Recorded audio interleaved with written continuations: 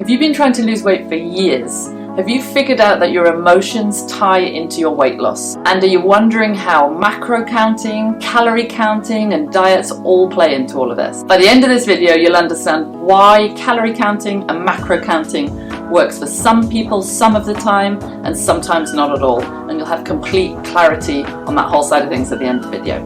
Hey, I'm Jenny Del Reeve. For the best law of attraction and weight loss advice, subscribe to my channel and hit the bell to be notified when I post a new video every single Thursday.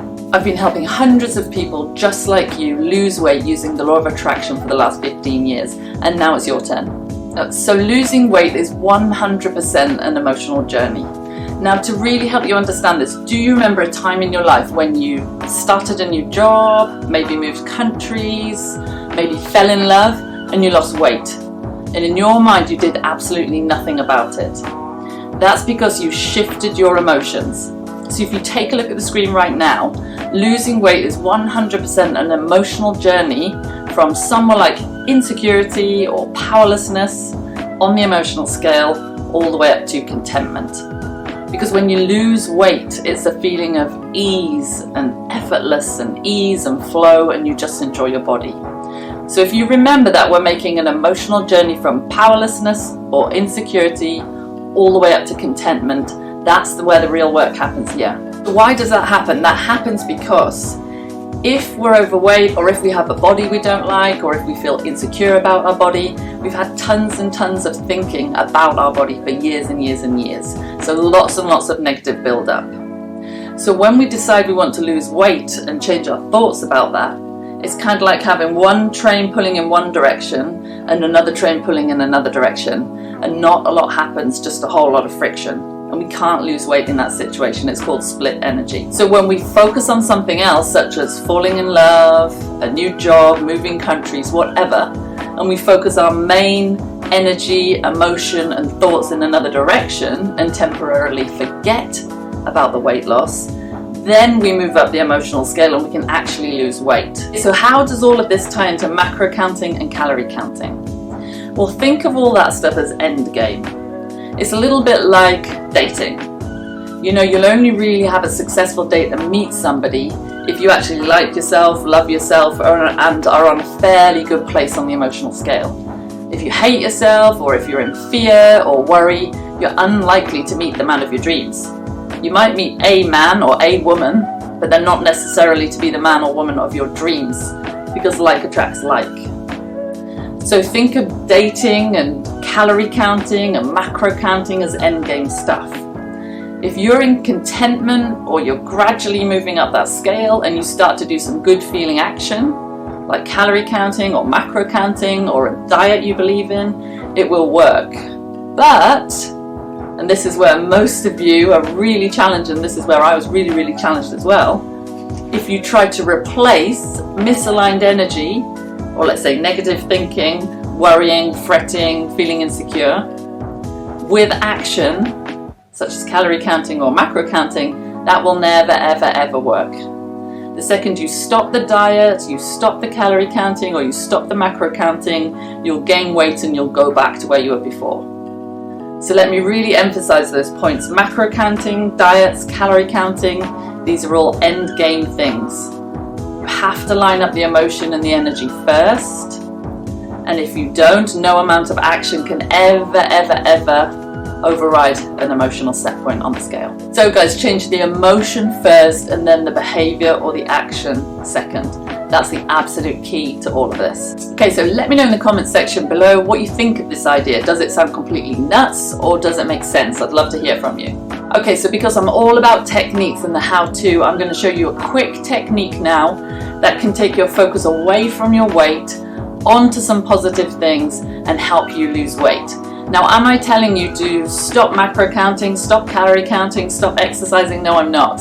If you're already doing all of those things, carry on doing them, but add this technique in as well, and then you'll get even better, longer lasting results. If you're not exercising or doing any of those things, great. Just do this technique and you'll be inspired to set an action later down the line. And you'll find out about inspired action versus motivated action in lots of my other videos. Okay, so this is a fantastic technique I've used for years called positive aspects. And the idea is that we're creating positivity in really simple, easy to think about areas. Because the thing is, guys, is if you start to try and focus and feel good about your body, for example, and you're in insecurity or worry or doubt, it's kind of like this board marker. On the one end are all the good feeling thoughts, and on the other end, or let's say, are all the negative feeling thoughts. And if you're watching this video, it's likely, like me in the past, you've got tons and tons of negative thoughts and emotions which you've had over the years about your body. So if you suddenly start to try to think good thoughts about your body right now, it's a jump too far. It's too far up that emotional scale. So my advice is to choose things that are really easy to think about on this easy end of this marker, and actually just try to forget about your weight for a while. So we're going to have a go at a few positive aspects right now. So we're thinking really easy things. Okay, so you might say nature. I hope you can read my writing. Nature, for example. And you could write down something like, I love my dog walks. Now you might expand on that and say, I love walking in the beautiful countryside, the mountains where I live, or the park. You know, my dog loves sniffing the flowers. I feel so great in this environment. You can really, really flesh it out, but it's just an example to show you how easy this can be. You could write something such as, I adore sunsets. When I was wanting to lose weight and knew I couldn't focus on my weight, I focused on sunsets for months because I love that feeling at the end of the day. I love the sky when it lights up with all of those colours, and that could take you to a really positive feeling place. I would list 3 or 4 for each topic. More if you can, but 3 to 4 is enough. You might write down your child. That's my son, Luca. He's 3 years old. He's such an easy human being for me to focus on and feel great. So I might write down, I love his cheeky smile. I love his cheeky smile. I might write down, he's super active. I love that about him. He's full of love.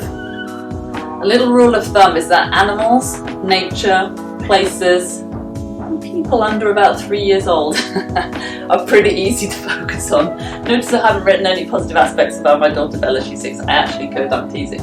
But we want to choose really, really easy things. Okay, another thing, you might write down food. So this could be closer towards feeling more positive about your weight without actually going towards your weight. So you might write down a beautiful meal you ate yesterday, or a new recipe that you found. Or I'm vegan, I became vegan 8 weeks ago. So for me at the moment, I'm writing down tons and tons of positive aspects about veganism. So I've written down, it feels like my food. I'm not saying it's the food for everyone, it just feels like my food right now. That's a great feeling thought for me. It's clean. Vegan food feels really, really clean to me, and I love the ingredients. And it's fresh feeling, it feels really fresh and new. It's a new way of eating for me. Now remember guys, it wasn't the vegan food, or it isn't the vegan food that's caused me to look like this, it's my vibration. But we are human beings, okay? So we bring our manifestations, or the body that we want, through physical avenues, such as food, macro counting, calorie counting, diets. But remember the whole point of the video, they're end game stuff, and they will only ever work if the emotion is going in the right direction. Let me know how you get on with this technique. I've borrowed it with thanks from Esther Hicks, and it's called Positive Aspects. So if you really like this video, please check out my video on the emotional scale technique, one of the most powerful techniques I've ever used to transform my own body. And if you like this video, please hit that like button, subscribe to my channel, and share this video with your friends. I'm really looking forward to seeing you in the next video.